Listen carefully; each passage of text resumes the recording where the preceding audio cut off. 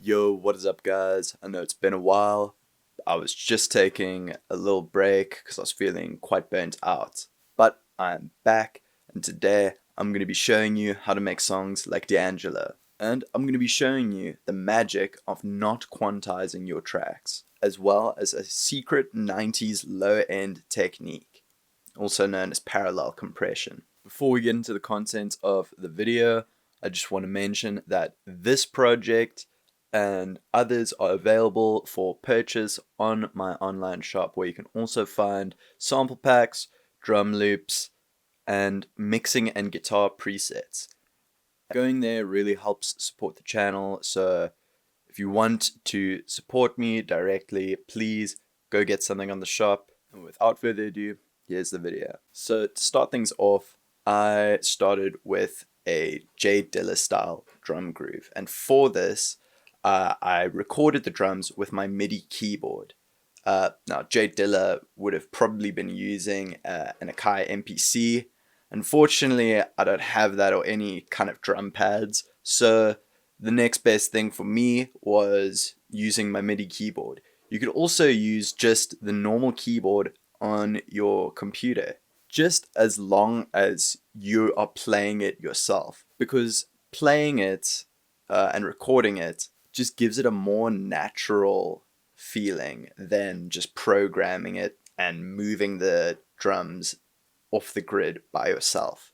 That can often feel a little bit artificial. So let me show you what I got. I sampled an old drum break I found for this, so keeping it very much Jay Dilla style.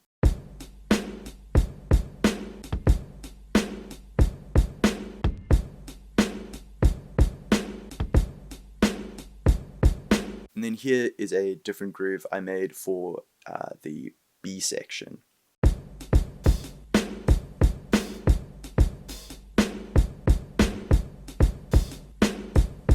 So you can tell there's definitely a swing to it, and there's some nice groove happening there.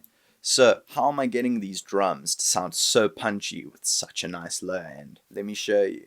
I'm using Audio Effect Rack for this. You can do it a few different ways, but you take a compressor on one channel and just compress the hell out of it, and you mix that in with a signal that is completely dry with no compression.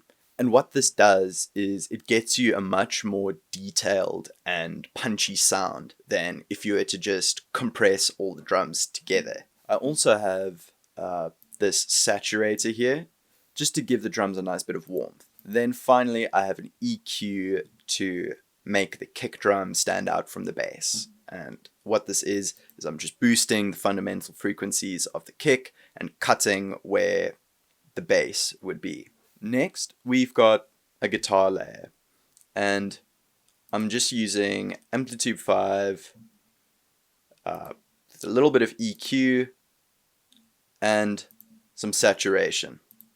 Now, this part that I played was heavily inspired by Ella Ray Feingold, because I keep seeing her videos on Instagram and they're super sick.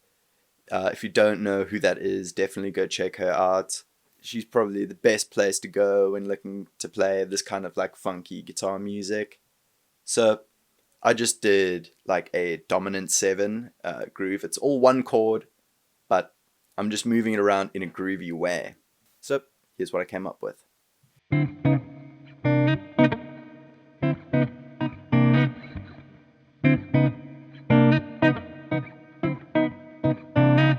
And here is the B section I came up with.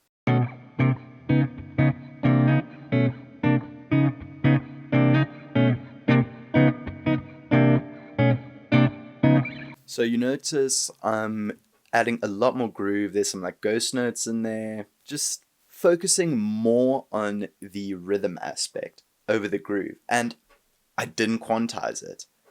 I'm just playing into the groove and not worrying so much about being exactly on time, and instead working for the groove of the track. Finally, I have the bass. And on the bass, I'm using Amplitude 5, going into this SVX with some compression, and then I have the same parallel compression going on and some tape saturation and the opposite EQ of what I have on the drums.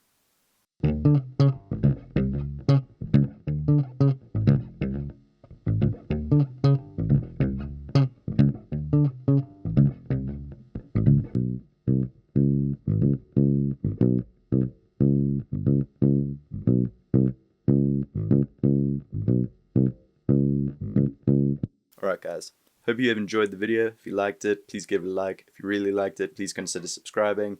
If you want to support the channel, please consider checking out my online shop. And without further ado, here is the full track.